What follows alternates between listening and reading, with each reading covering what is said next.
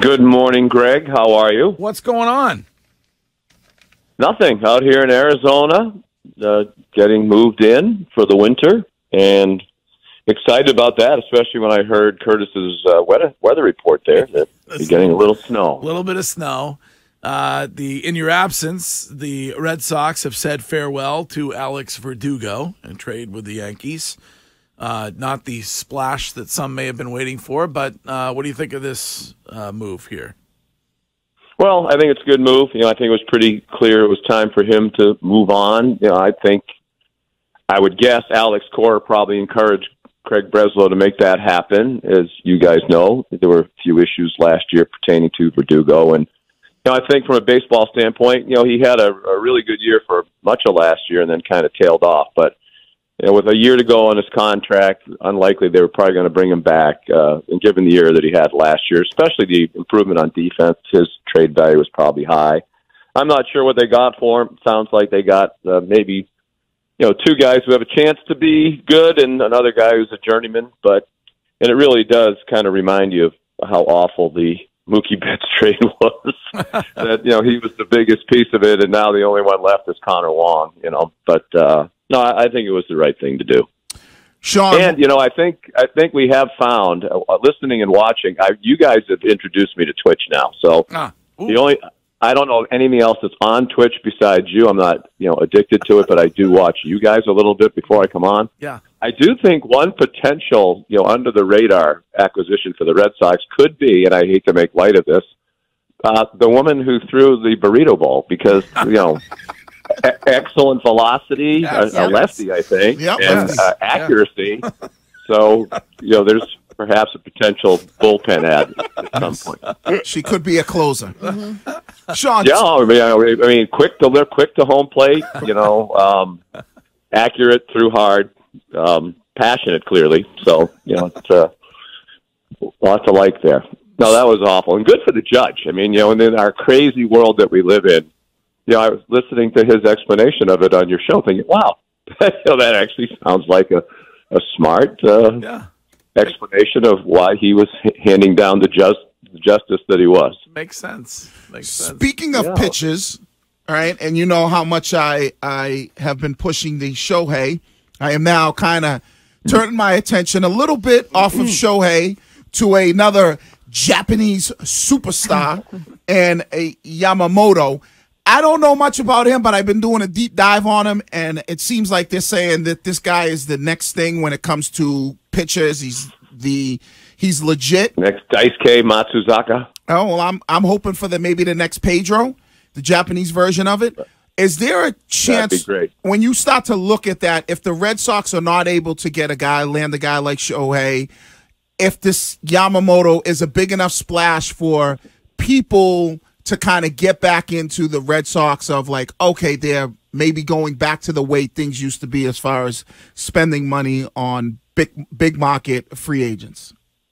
Yeah, that's a good question. I don't know how the fans respond to that, but I would think they would because, this guy is much sought after and, it's going to come with a high price tag. So I think for those who are complaining that, they're not spending the money to go out and get people who require an investment, this would be a response to that. So I just never know. With these guys who come over from Japan, it seems like it's kind of a mixed bag, right? Some of them come over with a big reputation and live up to it, and some of them come over and don't. So, I always kind of hold my breath until they get here and actually do it. But, it's not our money, right? So go ahead and spend it, Red Sox, and let's take a chance that he comes over here and it's terrific.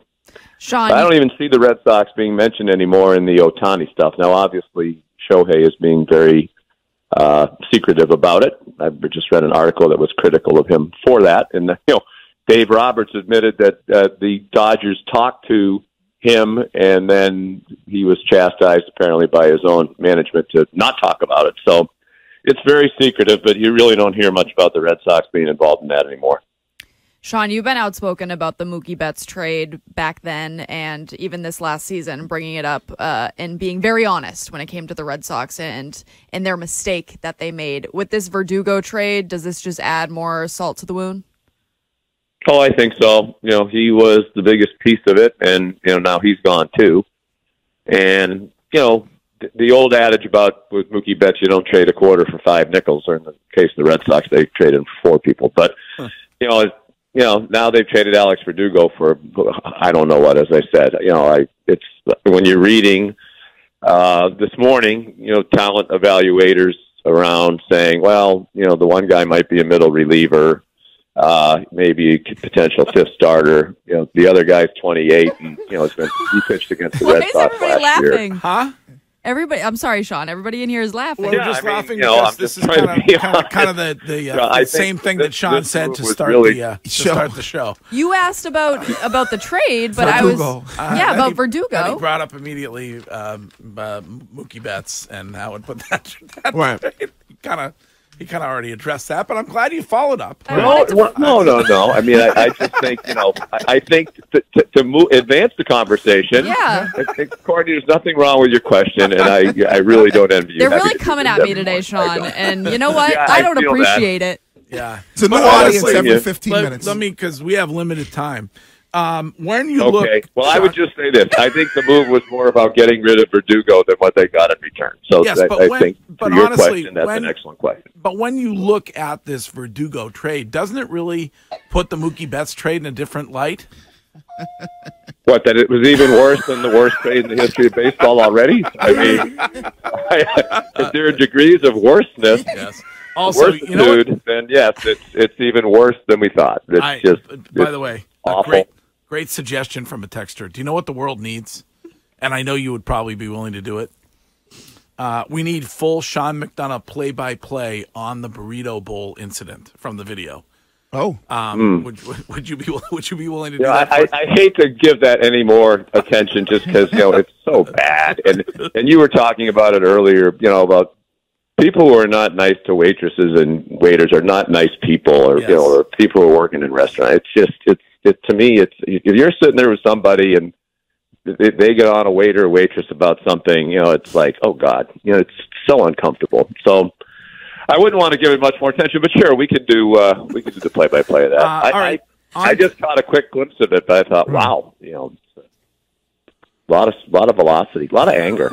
What could have been so wrong with the burrito bowl that it necessitated that sort of response? Yeah, it was the sour cream they skimped on. Such a waste of good burrito. Speaking of anger, on to college football. Yes. And a lot of Florida State fans angry. Yeah, with good reason. Yeah. I mean, I don't know what more they were supposed to do, right? They won every game. They won their conference. They beat some very good teams. Their quarterback got hurt. They kept winning. I know it wasn't an artistic success in the last game against Louisville in the conference championship game with their third-string quarterback, but it was very likely they were going to get the second-string quarterback back for the next game because he was in concussion protocol. So I understand it. I understand both sides, but I don't mean to straddle the line. But if the charter, the mission for the committee is to identify the 4 best teams, and they thought Alabama was the 4th best team, then so be it. My response to that would be, and I haven't heard or read much about this, is, are we really sure Alabama's better than Florida State? I watched the game the week before where they played a very average 6-6 Auburn team that I believe lost to New Mexico State, which lost to UMass. They got blown out by New Mexico State. Yeah, and it's 4th and 31. And if Auburn rushes more than one person on 4th and 31 in the final seconds of the game, and I think the one person was the team manager. I don't even think he was a player in uniform. Alabama probably doesn't win, and they have 2 losses, and they're not even in the conversation. I knew when that happened. I even said Greg McElroy, who I work with, is the former Alabama quarterback, won a national championship, and we were watching the end of that game because it was on before us. We were at Georgia Tech. And I said when that happened, Alabama's going to get in the playoff now. I mean, that's when something like that happens, that's what happens. So, to me, the bigger argument that didn't get enough attention is are we really sure Alabama's better than Florida State? People would say, oh, yeah, they're clearly the 4 best teams. It stinks for Florida State, but without their quarterback, they're not as good. I'm not so sure about that. I would go twofold, Sean. I disagree on this. Florida State was a bad defensive holding away from potentially losing at Boston College, which is nobody would mistake for an SEC power. And Boston College did a nice job responding from a slow start get back to 500, bowl eligible. They're that quarterback for BC's a handful.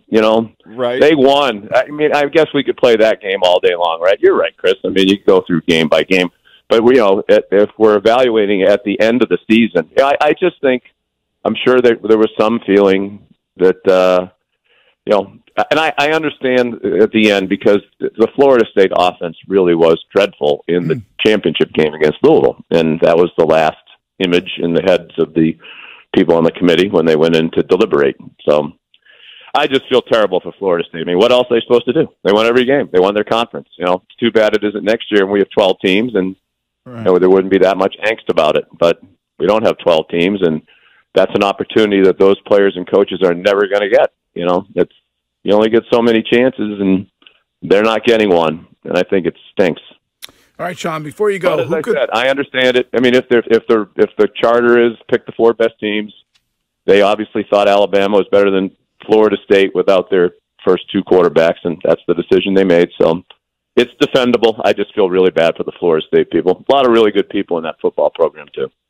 I just want you on record. Who could throw a burrito bowl farther, that woman or Mac Jones? Oh, boy. Well, maybe we have a competition for charity. As I said, I'm defending Mac Jones, and I'm going to think of something. I'm going to make a donation to your foundation. I just want to think of the exact right thing to have to make you wear.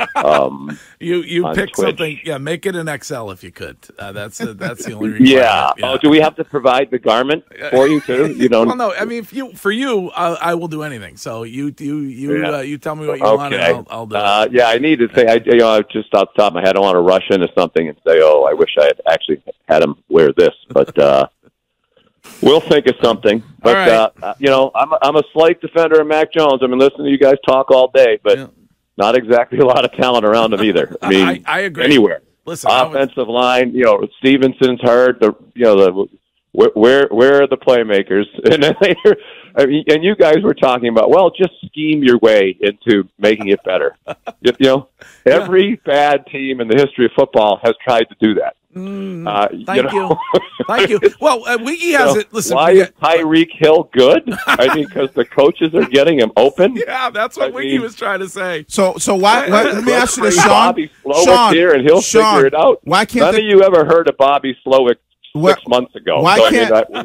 I'm very familiar with. Why Bobby can't Slowick's the coaches career. scheme them to get open when they play against New England? Because New England does a good job schematically on taking them out of the game. If you can scheme people open, it's you can get good things to happen. Scheme them shut?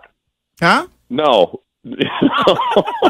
When you have no one who can get open, I don't know how you scheme. Wiggy. I mean, it's one of the. We talk about Mac Jones. It's one of the difficulties when you are critiquing college quarterbacks who don't have a lot of arm strength, because in college football, everybody, on a good team like that, everybody's wide open. Jalen Waddle's wide open. Right. In the NFL, if you're shoulder to shoulder with the guy covering you, that's open. So you have to have somebody who can zing it in there. It's very rare there are guys like Tyreek Hill running wide open, and that's partially they do a good job to scheme to get him open, but the other part of it is he's one of the fastest people on the planet. You're making our point about your quarterback doesn't have the ability to be able to fit it in the tight windows. No, you got to have a quarterback with arm strength. You really do. I mean, it's why I think it's why there aren't enough good quarterbacks to go around, because not everybody can throw it through the car wash without getting wet, as they say. Sean, we will talk to you again next week. Thank you, as always. My pleasure. Great job, team. Thanks for a little early morning entertainment here in the Valley of the Sun. All right, get out and play golf. That is on the plan. I knew it. All right, there's Sean McDonough. We'll talk to you next week.